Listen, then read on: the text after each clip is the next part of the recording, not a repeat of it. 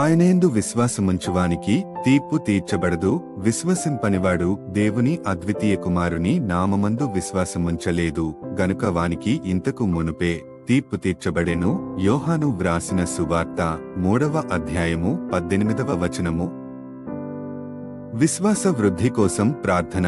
ప్రియమైన దేవా, యోహాను 3:18లో నీ వాక్యం ద్వారా నీ కుమారుడైన యేసుక్రీస్తును నమ్మువారికి శిక్ష విధించబడదని, నమ్మని వారికి ఇప్పటికే శిక్ష విధించబడిందని నేను తెలుసుకున్నాను. నా విశ్వాసంలో నేను బలహీనతను అనుభవిస్తున్నప్పుడు నీ మహా ప్రేమను మరియు కరుణను నాకు దయచేయమని నేను మిమ్మల్ని వేడుతున్నాను. ప్రతిరోజు నా విశ్వాసం మరింత ప్రకాశవంతంగా మారాలని, నిన్ను మహిమపరచే జీవితాన్ని గడపడానికి నాకు స్ఫూర్తినివ్వాలని యేసుక్రీస్తు నామంలో ప్రార్థిస్తున్నాను తండ్రి. ఆమెన్.